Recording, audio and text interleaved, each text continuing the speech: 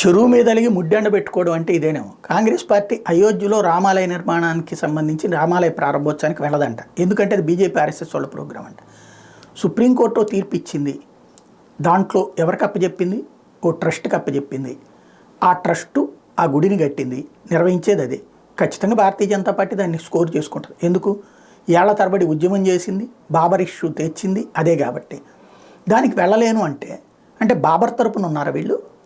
బాబర్ కట్టించినటువంటి మసీదుకి అనుకూలంగా ఉన్నారా?